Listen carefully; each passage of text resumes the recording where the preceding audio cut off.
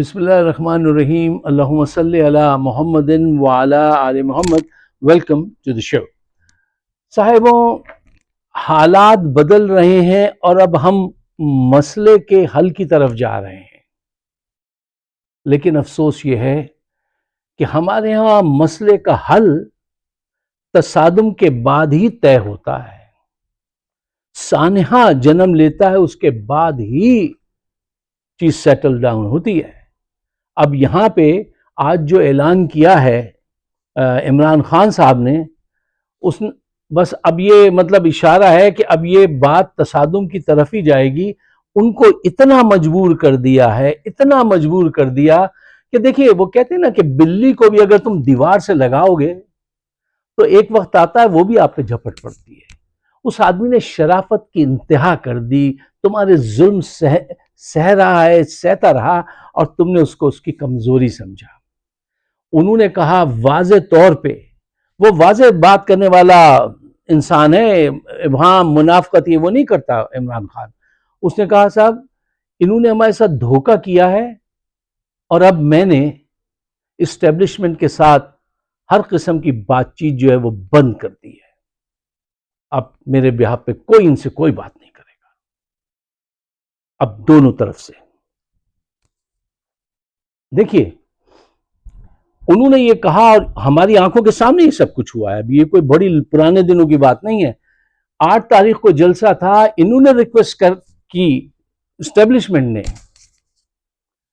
عمران خان سے کہ اس وقت نہ کیجئے، یہ ہو سکتا ہے ملک میں یہ بد امنی ہو سکتی ہے، انہوں نے ان کی بات مان لی امن کی خاطر اور پاکستان کی خاطر، اور انہوں نے اس وقت یہ بھی کہا آپ 22 کو کر لیجئے، ہم آپ کو NOC بھی دیں گے اور آپ کو مراد بھی دیں گے کہ آپ اپنا جلسہ آرام سے کر سکیں۔ اور پھر کیا کیا وہ آپ کے سامنے ہیں۔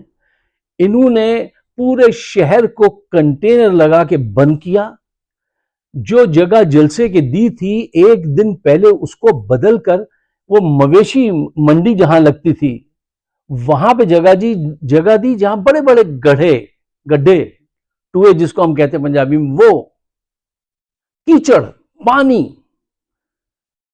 سرفیس ہموار ہی نہیں ہے، جھاڑیاں، وہاں پہ کہا یہاں پہ موو کرو۔ صبر کے ساتھ وہاں پہ جلسہ کیا اور تاریخ ساز جلسہ کیا، پھر اس پہ شیلنگ، پھر اس پہ لوگوں کو پکڑنا۔ اب اس میں جو تقاریر ہوئی، کون سی ایسی گالیاں دے دی، کون سے آپ کے اصل حقائق بتا دی عوام کو، ان تمام لوگوں کو گرفتار کیا جا رہا ہے۔ مطلب یہ اپنے فاشزم سے باز نہیں آئیں گے۔ انہوں نے یہ پیغام دے دیا ہے کہ اب ہوائیں کریں گی قسمتوں کا فیصلہ، اب ہوائیں کریں گی قسمتوں کا فیصلہ، جس دیے میں جاں ہوگی وہ دیا رہ جائے گا۔ اب یا تو یہ رہ جائیں گے یا پاکستان کی عوام اور ڈیموکریسی باقی رہے گی۔ ایک بات آپ یاد کیجئے، عمران خان نے ایک بیان دیا تھا، بڑا تاریخی بیان تھا۔ خان نے کہا تھا اب وہ جنگ ہونے والی ہے جس میں یا تو پاکستان بچے گا یا کرپٹ عناصر بچیں گے۔ ایگزیکٹلی یہ ان کی موت کا وقت ہے، کرپٹ عناصر کی۔ اللہ پاکستان کو چاند ستاروں کے ساتھ سلامت رکھے۔ اب ان کا وقت آ گیا ہے۔ وقت جس کا آتا ہے اس کو احساس تھوڑی ہوتا ہے کہ اس کا وقت آ گیا، لیکن ان کا وقت آ گیا ہے۔ انہوں نے یہ سین نہیں دیکھے کہ 80 سالہ بزرگ 100 کلومیٹر دور سے آ گیا، اس سے پوچھا گیا کہ آپ چاچا جی اتنی دور سے آ گئے کس لیے، کادے واسطے؟ تو کہنے لگے میں نے کہا کہ میں جلسے میں جاؤں تو شاید عمران خان مل جائے، وہ چھوٹ جائے، وہ لوگوں کی امید ہے، آس ہے۔ تم آس چھین لینا چاہتے ہو، تم امید کے چراغ بجھا دینا چاہتے ہو، تم یہ فاشزم نہیں روکو گے۔ میں نے جلسے میں دیکھا کہ ایک آدمی جس کی ایک ٹانگ نہیں ہے، ایک ٹانگ ہے، ایک بیساکھی ہے، وہ اپنے بچے کو لے کے جلسہ گاہ میں آ گیا۔ اس سے پوچھا گیا یہ بچہ بھی تمہارا 10 سال کا ساتھ ہے، یہ اگر اس کو اٹھا کے لے گئے، اس نے کہا کسی کو بھی اٹھا کے لے جائیں۔ عمران نے آواز دی ہم آئیں گے۔ ایک عورت فیصل آباد سے کہاں سے آئی؟ فیصل آباد سے غالباً۔ اس نے کہا کہ عمران اگر پہاڑ پہ جلسہ کرے، آواز دے تو ہم وہاں پہ بھی لبیک کہیں گے، وہاں پہ بھی جائیں گے۔ پہاڑوں پہ چڑھ جائیں گے۔ تمہیں یہ جذبہ نظر نہیں آتا؟ تم ان کے ساتھ دھوکہ دہی کرنا چاہتے ہو، دھوکہ دہی سے یہ مسئلے حل کرو گے؟ کر کے دیکھ لو۔ عمران خان نے یہ بھی بتایا کہ انہوں نے جنرل یحییٰ خان نے شیخ مجیب کے ساتھ کیا کیا تھا، اس کے ساتھ بھی یہ کیا کہ ایک طرف الیکشن کرائے اور دوسری طرف اس کے خلاف ایکشن کا پلان بنا لیا۔ انہوں نے بھی یہ کیا، 9 مئی کو ایک طرف الیکشن کرائے، دھاندلی کے ذریعے الیکشن جیتیں گے، اور دوسری طرف پہلے سے لسٹیں بنا کے تیار کر لی تھیں، 10,000 کارکنان کو جیل میں بند کر دیا، خواتین سمیت۔ یہ ثبوت ہے، مطلب یہ فکشن نہیں ہے، یہ وہ چیزیں ہیں جو ابھی ہوئی ہیں، آپ کے سامنے ہوئی۔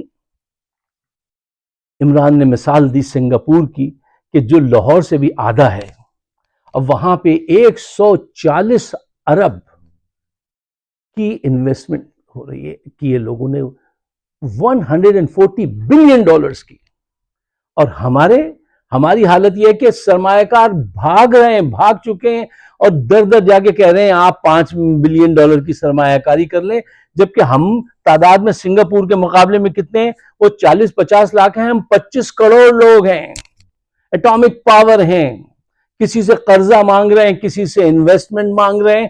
یہ 2.5 سال میں ایک کام بھی انہوں نے صحیح نہیں کیا۔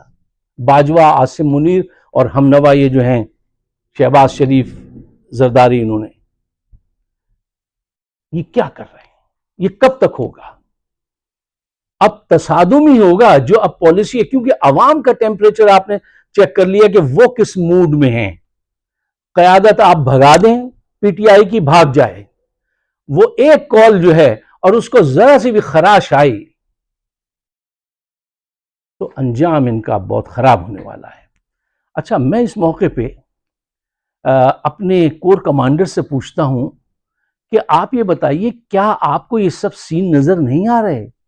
کیا آپ کو اطلاع نہیں ہے کہ آپ کے پاس کمیونیکیشن کے کوئی ابلاغ کے ذرائع، radio, T V, social media کچھ موجود نہیں ہے؟ آپ نے کس بات کا حلف اٹھایا ہے میرے دوستوں؟ پاکستان سے وفاداری کا یا عاصم منیر سے وفاداری کا؟ دیانتداری سے جواب دو۔ اگر پاکستان سے وفاداری کا حلف اٹھایا ہے تو پھر سامنے کیوں نہیں آتے؟ اچھے مسیحا ہو دوا کیوں نہیں دیتے؟ تم دیکھ رہے ہو کہ یہ اس ڈرائیور کی مانند گاڑی چلا رہے ہیں جو دیکھ رہا ہے کہ سامنے جو ہے کھڈا ہے، اور یہ بریک پہ پاؤں رکھنے کے بجائے ایکسیلیٹر پہ پاؤں رکھ کے اور زیادہ ریس دے رہا ہے یہ شخص۔ اس کا انجام کیا ہوگا؟ یہ سب کو گڑھے میں لے کے گرے گا۔ یہ حقیقت پسندی نہیں ہے۔ آپ سمندر میں کشتی میں سفر کر رہے ہیں اور سامنے پہاڑ آ جائے تو آپ کیا کریں گے؟ آپ اس پہاڑ سے بچ کے سائڈ سے نکلیں گے یا وہاں جا کے ٹکرا دیں گے کہ میری راہ سے ہٹ جاؤ، میرے پاس اسلحہ ہے، میں پہاڑ اڑا دوں گا؟ ارے پاگل ہو کیا؟ حقیقت پسندی سے کام لو۔ تمہارا دامن جاتے ہوئے کسی جھاڑی میں اگر شرٹ کا الجھ جائے تو کیا کرو گے؟ کھینچ کے اس کو پھاڑو گے اپنی شرٹ کو، یا اطمینان سے اس کو نکالو گے کانٹے کو اور آگے بڑھو گے؟ یہ باتیں تمہاری سمجھ میں نہیں آتی۔ کیوں نہیں آتی؟ کہ اس لیے نہیں آتی کہ عاصم منیر صاحب کا دماغ ون وے ٹریفک ہے۔ اس بات کا احساس ان کی رپورٹس میں بھی لکھا گیا تھا، جب جیسے جیسے ان کا عہدہ بڑھ رہا تھا کہ یہ کیا کرتے رہے ہیں اور کیا کریں گے آگے۔ یہ آپ سب اپنی آنکھوں سے دیکھ رہے ہیں اور سب خاموش ہیں۔ اس جرم میں آپ سب کا کردار ہے۔ اچھا صاحبو، دیکھیے، یہ ہماری بیوروکریسی اور ہماری اسٹیبلشمنٹ یہ اپنے قوانین کی پابند نہیں رہے ہیں، ان پہ بڑے پیمانے پہ شفلنگ کرنی پڑے گی، بہت ضروری ہے۔ پورا جو ہے ریوائر کرنا پڑے گا ساری چیزوں کو۔ یہ اپنے مقصد کا شعور کھو چکے ہیں، ان کے منہ کو خون لگ چکا ہے۔ دیکھیے، جہاں انہیں ہتھیار اٹھانے چاہیے وہاں یہ ہتھیار پھینک دیتے ہیں، جہاں بیوروکریسی کو بولنا چاہیے وہاں وہ خاموش رہتی ہے، جہاں شرافت دکھانا چاہیے وہاں کینہ پروری اور کمینہ پن کیا جاتا ہے، جہاں معاف کر دینا چاہیے وہاں انتقام لیتے ہیں، جہاں اطاعت دکھانی چاہیے، وزیر اعظم کا کہنا ماننا چاہیے، وزیر اعظم کو اس کو اٹھا کے پھینک دیتے ہیں۔ یہ اپنا کردار کھو چکے ہیں. اب ہمیں ایک جدید فوج چاہیے. اب یہ دیکھیے ٹینکوں سے لڑنا اور خندقیں کھدوا لینا فوجیوں سے یہ وہ دور نہیں ہے. اب تو ڈرون کا دور ہے, اب تو پروپیگیشن کا دور ہے, اس کی وار ہے, ٹھیک ہے نا, اے آئی کی وار ہے. تو اب ہمیں چاہیے کہ ہم ایک کمپیکٹ لیٹسٹ فوج بنائیں جو ایک دم سے تو نہیں بنے گی لیکن اس کی ابتدا کر دیں, کیونکہ پوری دنیا جو ہے آج دیکھ لیجئے, میری خواہش یہ ہے کہ ہماری چھاؤنیوں میں شیشے کی بڑی بڑی دیواریں ہوں, وہاں پہ سائنس لیب ہوں, اور ہمارے فوجی جو ہیں وہ نئے ایجادات کر رہے ہوں جیسے امریکہ میں ہوتے ہیں, اور ان کو ٹاپ کلاس فیسلٹیز دی جائیں. سپاہی کی حد تک, صرف جرنیل کی حد تک نہیں. سپاہی کو تو آپ کیا دیتے ہیں؟ آٹے کا تھیلا, چند روپے اور جان وہ دیتا ہے. جنگ میں ہلاک سپاہی ہوں گے اور سرخرو ذل الہی ہوں گے, یہ تماشا اب بند کرنا پڑے گا.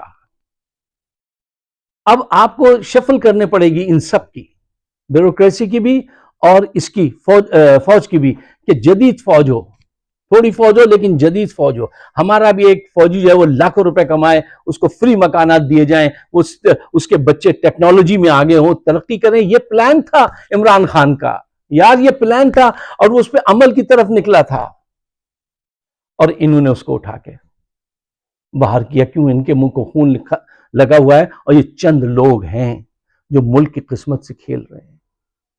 اگر آپ میری باتوں سے ایگری کرتے ہیں تو براہ مہربانی پاکستان کے بہتر مستقبل کے لیے اس کو شیئر کیجئے گا. ہماری ویڈیو پاکستان میں روک دی جاتی ہے, پتہ نہیں کیا کیا لوگ کہانیاں سناتے ہیں, نوٹس نہیں ملا, کسی کو کچھ نہیں ملا. میں دیکھتا ہوں جو ویڈیو 50 کے جاتی تھی وہ 4 اور 5 کے جا رہی ہے. تو اب یہ ڈیوٹی آپ کی ہے, میں نے اپنا فرض جہاں تک ہوگا میں ادا کروں گا, لیکن آپ بھی تھوڑا سا پاکستان کو فیور دے دیجیے. مجھے اپنے خیالات سے ضرور نوازیے گا. آپ سب کا بہت بہت شکریہ. خدا حافظ.